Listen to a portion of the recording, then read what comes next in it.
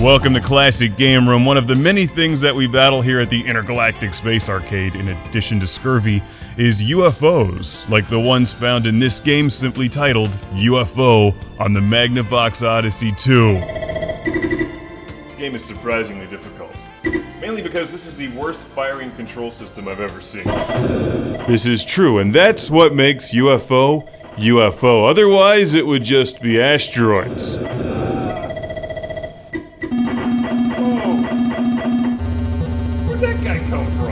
UFO is a tricky game, one that I've had a lot of fun playing, so let me explain this to you.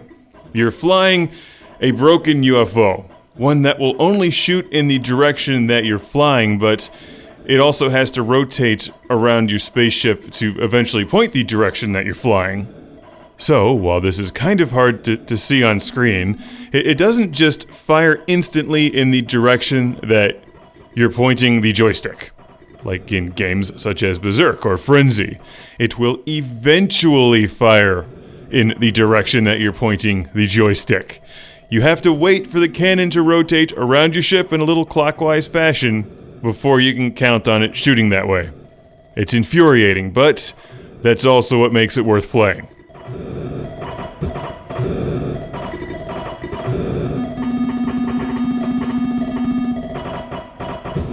It's kind of hard to see here, but there's a little dot in my force field that's indicating what direction I'm going to fire, and if I move away from enemies, it's going to rotate away from the enemies.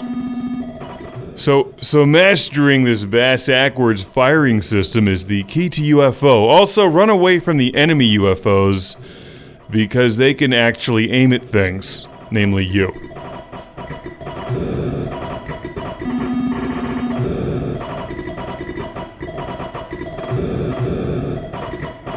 Getting to my high score for the day. Come on. Woo! Yeah, there we go. Alright. UFO! UFO! EDF! UFO on the Odyssey 2 is a lot of fun because the game is very similar to Asteroids, but they didn't try to just make a clone of Asteroids. Walk into my laser beams.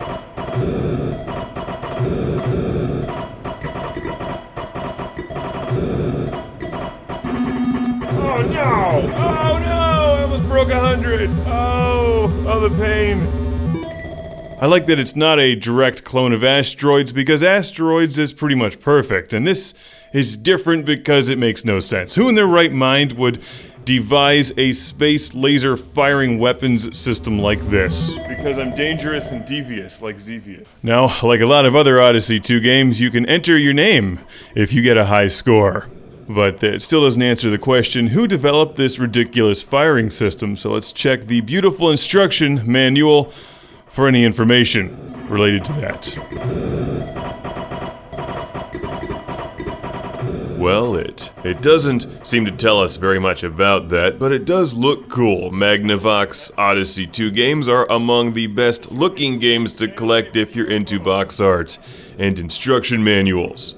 They're always colorful and look like they just had a great time at the Buck Rogers Space Disco. This one also gives us a summary of the plot: protect Earth from a sinister invasion of mysterious unidentified flying objects. Why bother identifying them when you're just gonna blow them up anyway?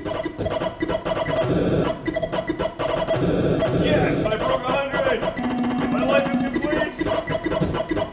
Now let's go for 1,000,000! I've played this game a lot lately and enjoy it because you're trying to master a game that has broken controls. So instead of just aiming at enemies like you would in Berserk or Frenzy or Asteroids, you have to find other ways to stay alive, because the bad guys on screen that are surrounding you aren't really the problem. It's the fast-moving enemy UFO that flies onto screen and then shoots you. But it only shoots on angles, I think. So if you're right in front of it, you'll be safe. Also, if you let the screen fill up with enemies, it'll frequently run into them, or at least the enemies will create a barrier and protect your UFO. That's my pro tip from Classic Game Room. Did I just say Classy Game Room or Classic Game? Either one works. The show is, if anything, classy in a space disco kind of way.